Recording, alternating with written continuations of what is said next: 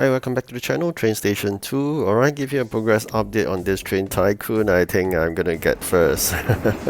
And I managed to level up to 162. Starting late is great. Start about 12 hours late in this competition. I've just briefly summarized what you ought to do to prepare for Train Tycoon mini event. Apparently, you gotta so-called fill your factories. Basically, all your factories should be filled to the brim in terms of output tray, because as and when you'll be asked and request like such things like complete a certain product from a certain factory. So if every factory you're ready, you're basically have a standby, there's no need to wait, then you can claim those stars. And of course, if you could complete some of the jobs beforehand and wait for it to be collected. And also there will be times whereby they'll ask you to upgrade your buildings for population increase, and they also ask you to increase the capacity of your train. So please store all those requirements aside first. Do not go ahead and do unless you're being told to do so. The most troublesome ones will be those that's night trains. They ask you to have, let's say, legendary night trains dispatch.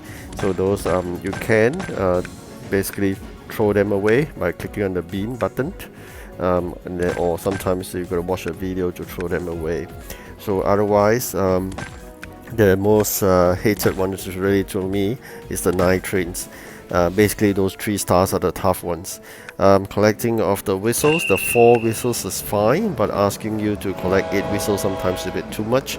You may also want to consider to bin them away and concentrate on doing the rest. That's 2 stars or 1 stars. That's how you can quickly climb up the ranking chart itself. So do not focus on doing the 3 stars unless you are really able to do so. The 1 stars and the 2 stars, if you combine the 2, it's already 3 stars. You can do it in split seconds like that. Alright, so do not do your building upgrades unless it's being asked to. Otherwise you'll be wasting an opportunity like this.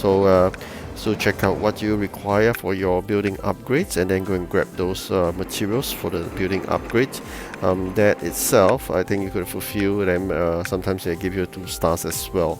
And of course, as for those trains, if you can pack like 2 requests together, like they say that, you're going to dispatch like 6 rare trains and then 3 diesel.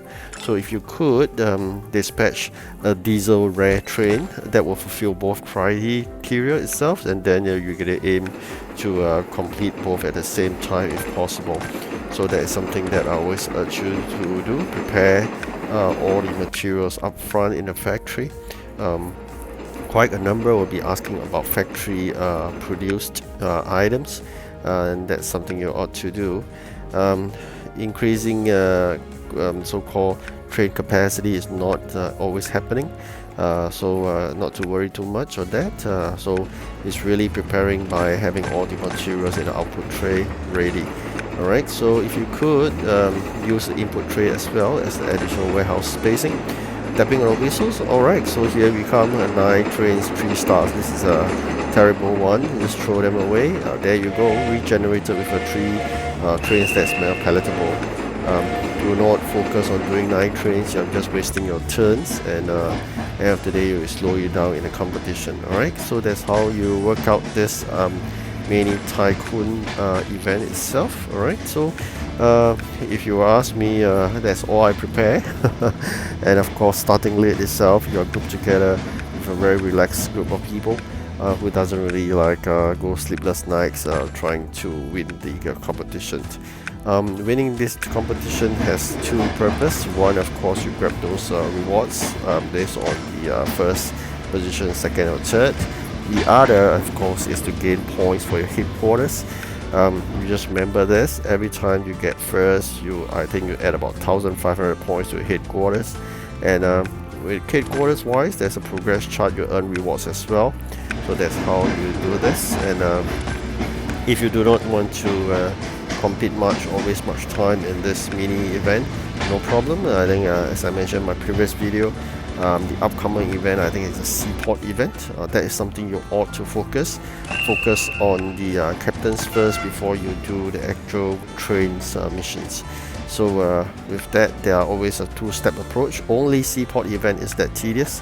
whereby you need to grab the materials from the C route. Basically, you're going to fulfill some C captain's requests, and upon that you'll receive materials, and then you can do your train route dispatch itself. So that's how it works on the seaport. And of course, you're just going to focus on just one item for the captains, because if you focus all 3 ships, for example, you may be losing all 3 at the same time, because there's a time limit. So just focus on one at a time. Once you finish one, you carry on the other.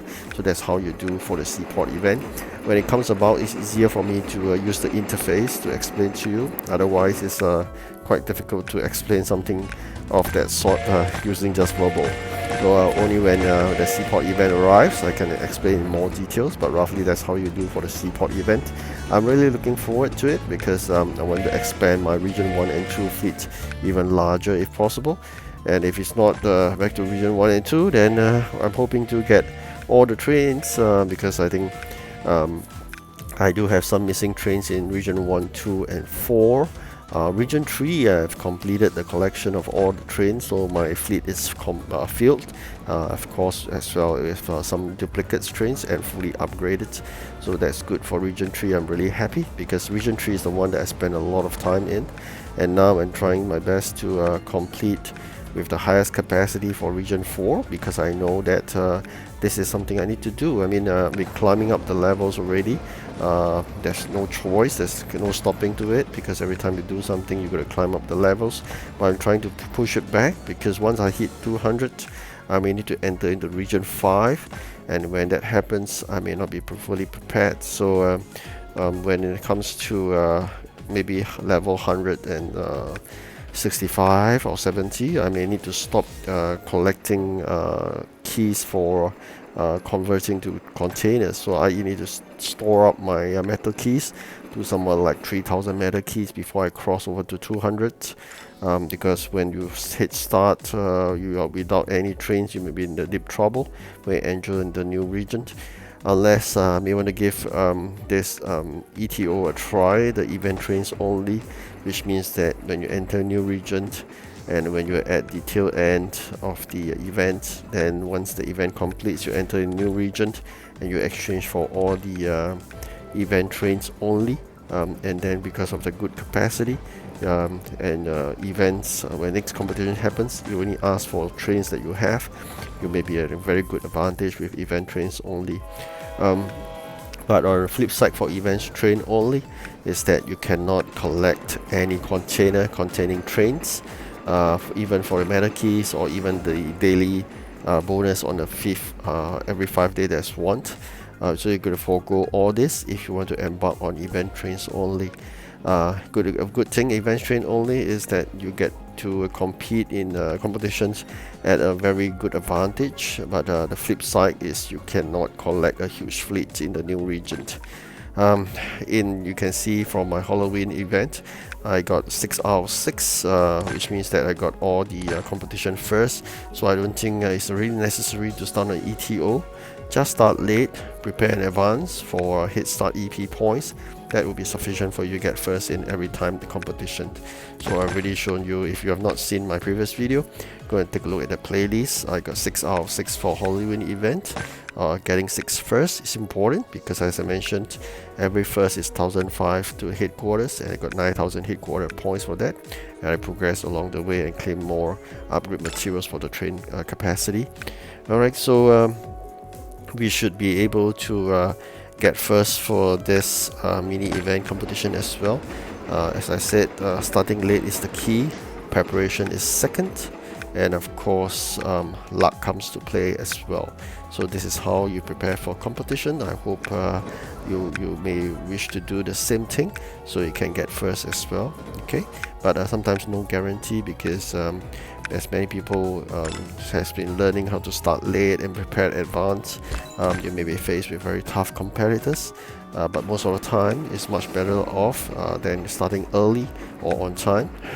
So this is something you gotta take note. Alright, here I give you a final update before I end this video. So here we are. Alright, I hope you like this video. Do like and subscribe. Goodbye. Thanks for watching.